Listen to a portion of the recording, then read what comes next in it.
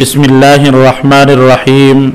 آج کے سبق میں آپ حضرات کے سامنے علم نحو کے مباحث میں سے اہم ترین بحث یعنی اعراب کا بیان ہے۔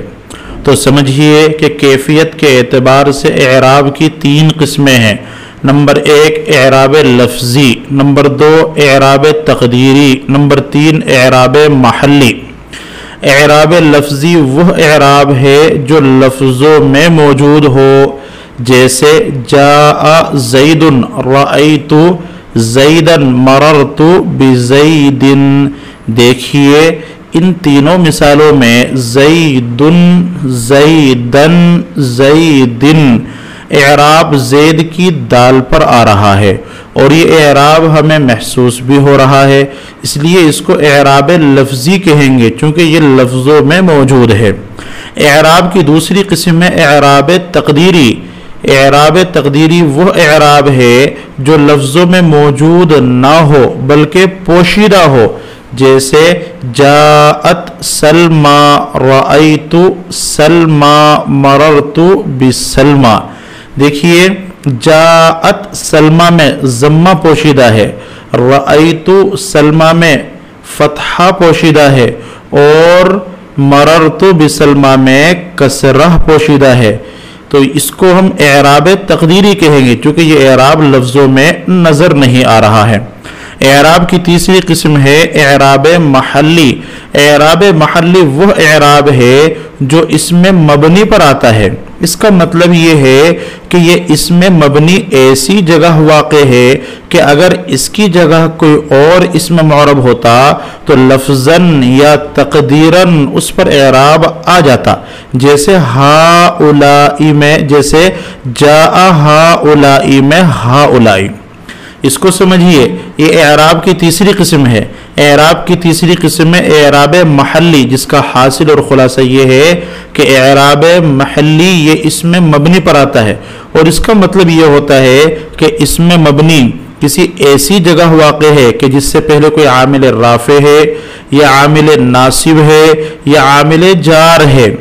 اگر اس اسم مبنی کو ہٹا کر اس کی جگہ ہم کوئی اسم معرب لے کر آ جائیں تو اس اسم معرب پر لفظوں میں یا پوشیدہ طور پر اعراب ظاہر ہو جائے، جیسے جیسے جاء ہاؤلائی۔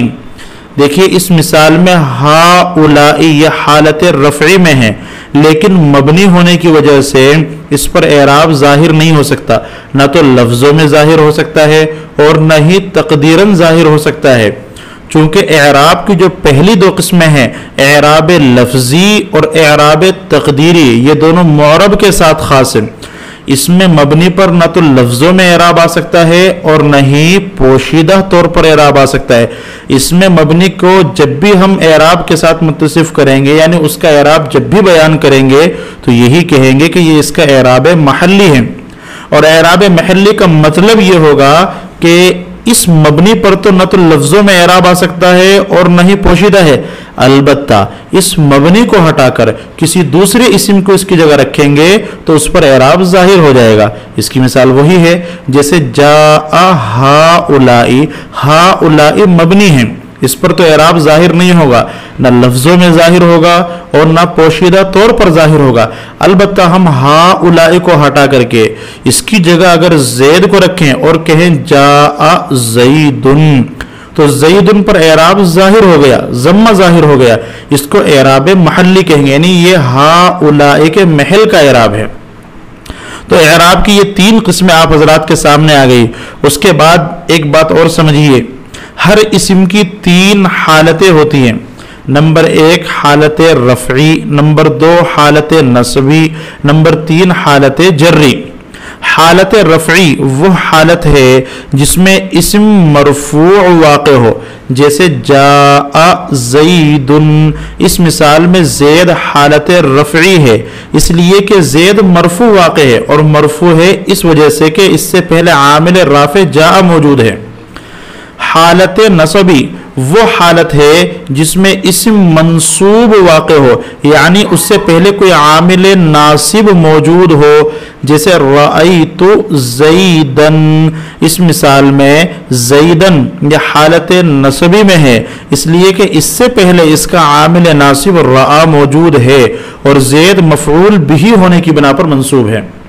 تیسری حالت ہے حالت جری۔ حالت جری وہ حالت ہے اسم کی جس میں اسم مجرور واقع ہو، یعنی اس سے پہلے کوئی جار موجود ہو۔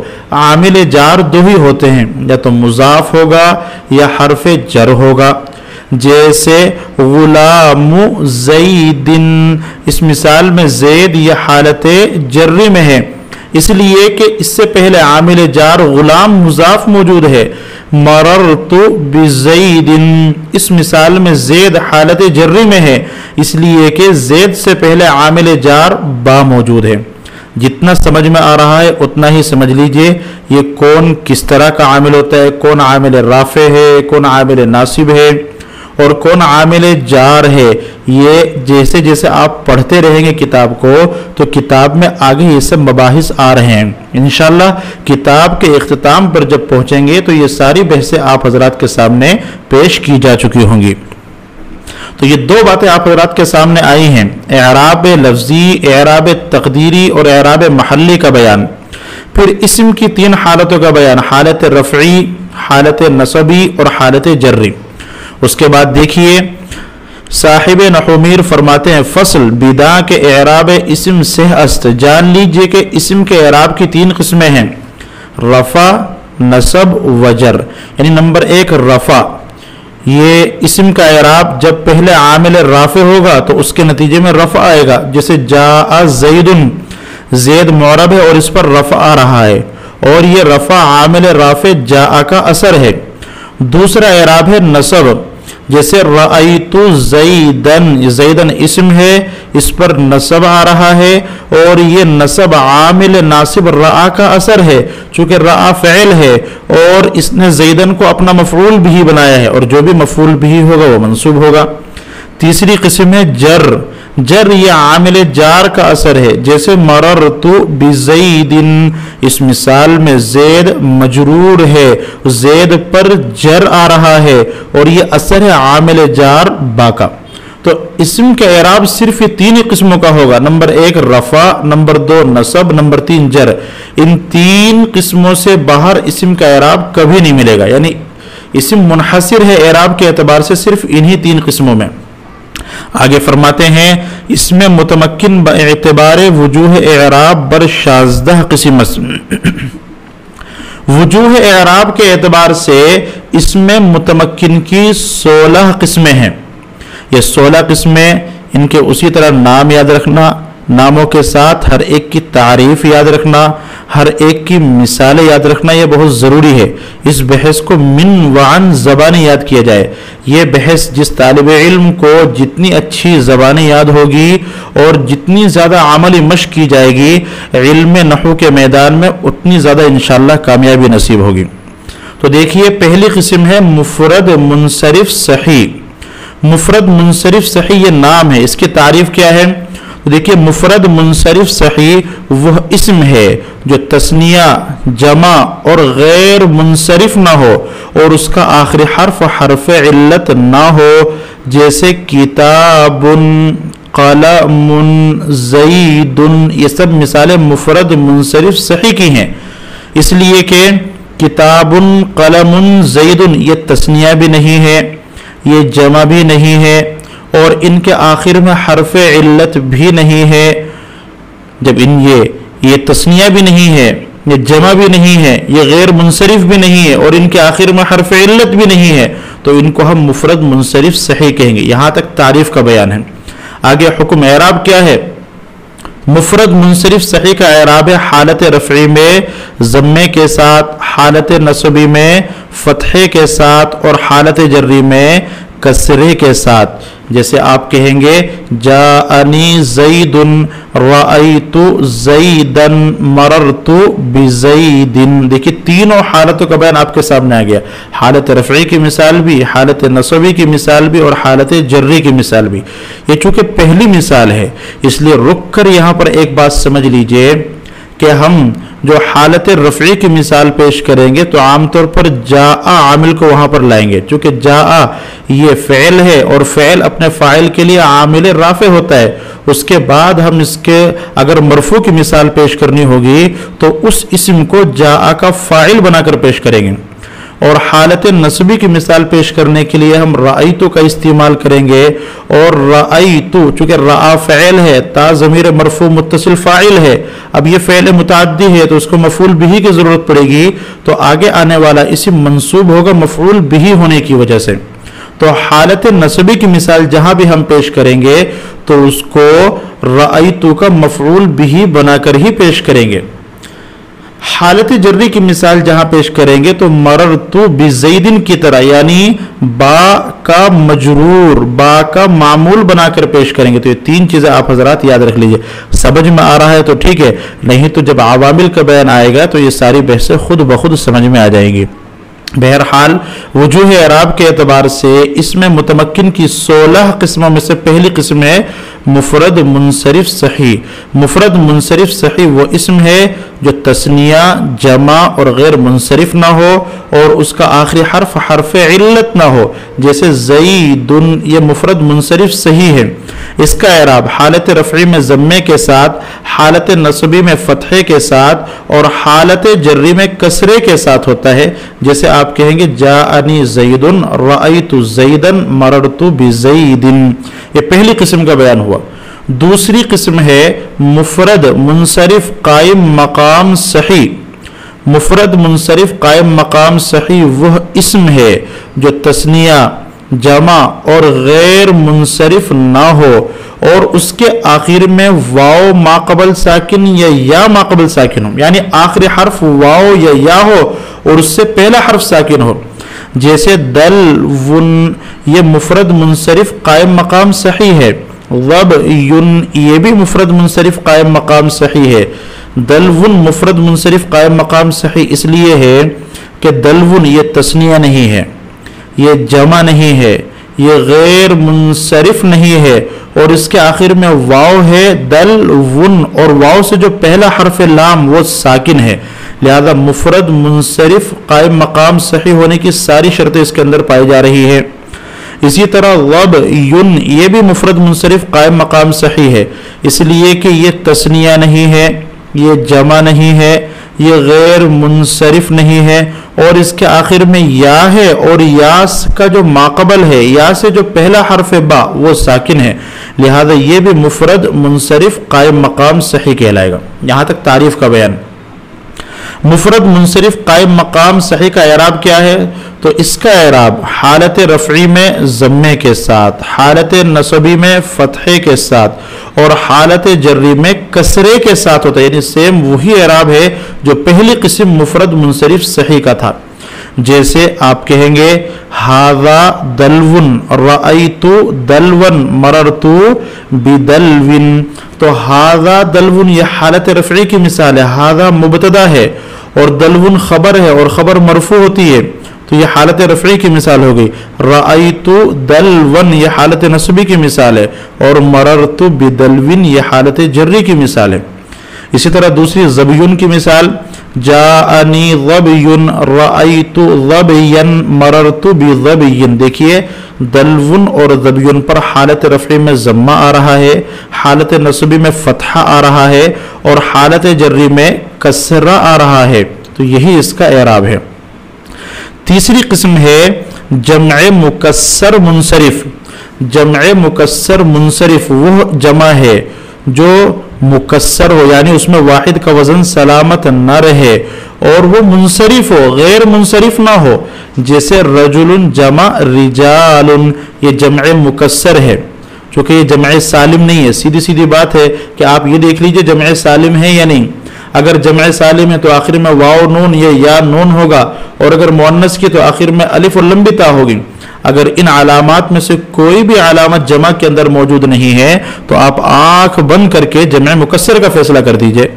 ہم نے کہا کہ رجل کی جمع رجال ہے، رجال یہ جمع سالم تو نہیں ہو سکتی ہے، اب جمع مکسر ہے اور یہ منصرف ہے، غیر منصرف نہیں ہے، اس کا بیان آگے آ رہا ہے۔ جب غیر منصرف کا بیان آئے گا تو آپ بخوبی سمجھ جائیں گے کہ کون سا اسم منصرف ہوتا ہے اور کون سا اسم غیر منصرف ہوتا ہے۔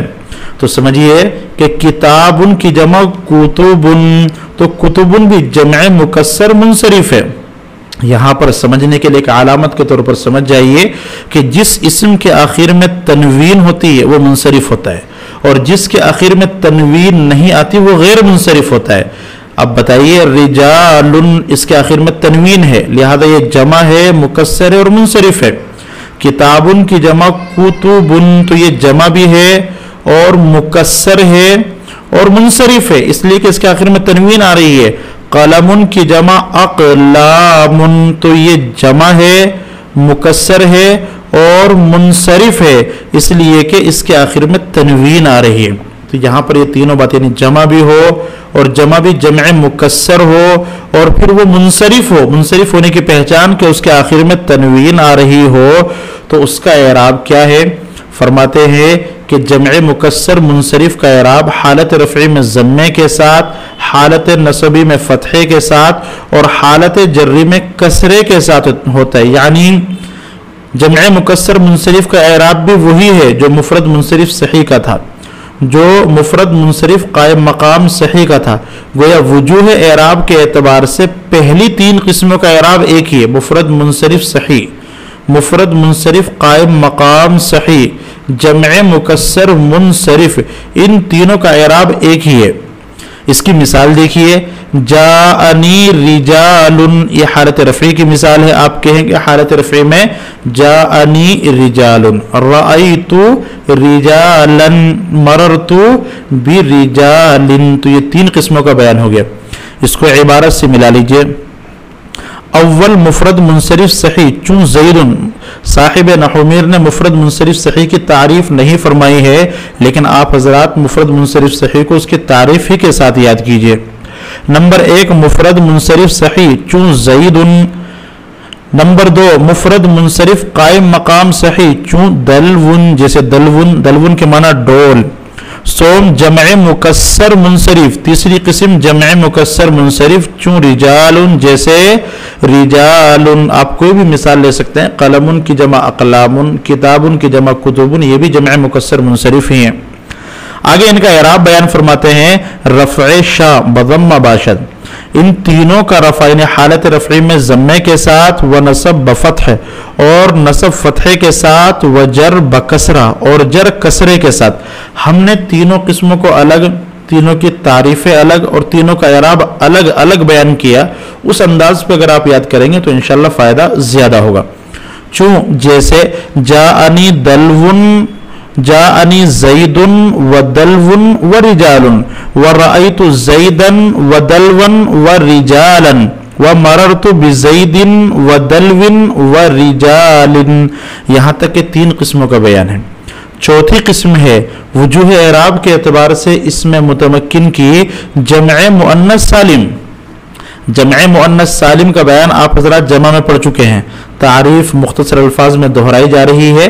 جمع مؤنث سالم وہ جمع ہے جس کے واحد کے آخر میں الف اور لمبی تا بڑھا دی گئی ہو، جیسے مسلمتن سے مسلماتن، یا مرفوعن سے مرفوعاتن۔